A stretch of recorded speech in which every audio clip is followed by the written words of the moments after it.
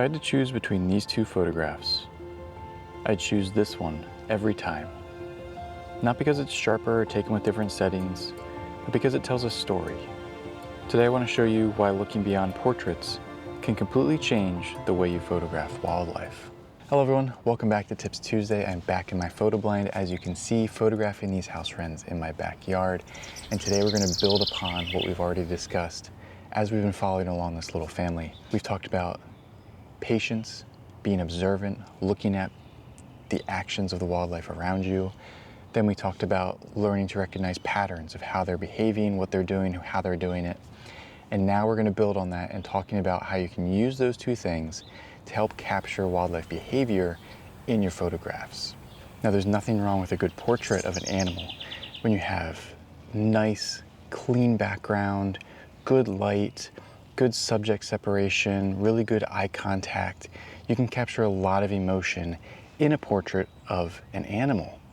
But once I capture that image, I start to ask more questions and I start to think, okay, well, what's next? I have that portrait.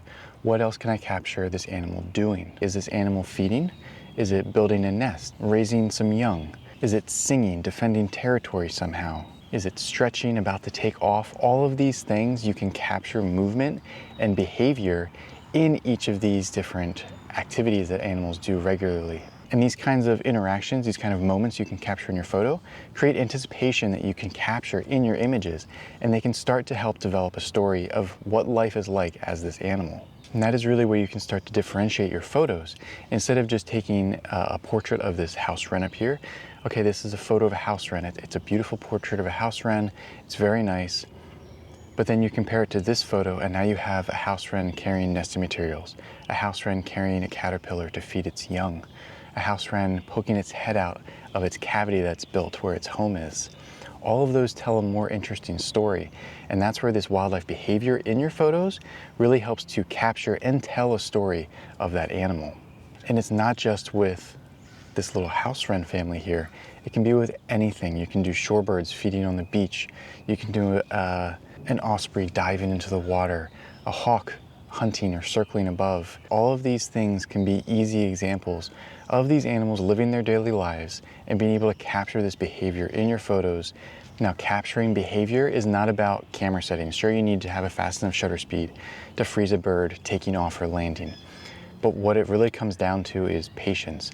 The things we talked about in the previous lessons, being patient, being observant, watching what's happening around you, and being able to recognize different patterns in animal behavior in front of you so that you can anticipate that behavior to be ready to capture the moment instead of having to react to it. Because if you're reacting to it, you're going to be too slow most of the time, and you're not going to be able to capture the full sequence of that action that really tells the story of what's happening with that animal. Last week we talked about recognizing patterns in behavior to help you anticipate the action. Today is a great example. So as these house wrens are establishing their home, their patterns and their behaviors are changing and adjusting. So before, it was typically that the wrens would land on top of the perch and then swoop down into the cavity. Well, as the nest has been developed, and I'm pretty sure they're getting ready to hopefully lay eggs, the female now is not perching on top of the cavity anymore. Instead, she's flying right into the hole of the cavity. So I can pre-focus on the entrance of the cavity and try to get her coming into the cavity, which is really challenging because it's a very small bird that moves very quickly.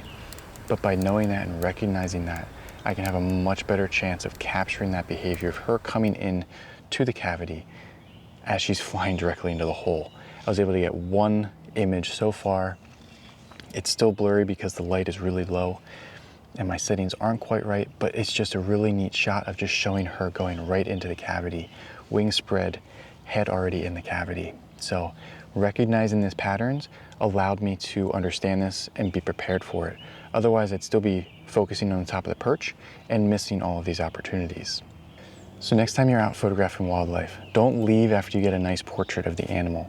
Instead, ask yourself a couple questions. What is the animal doing? Can I tell a story about what this animal is doing and capture that in my images? Even just spending 5 more minutes on location can allow you to get a completely different set of photographs. As you progress in your wildlife photography, you start to move from, okay, I want to capture an image of showing what this animal looks like, and you start to try to capture images about what life is like as this animal.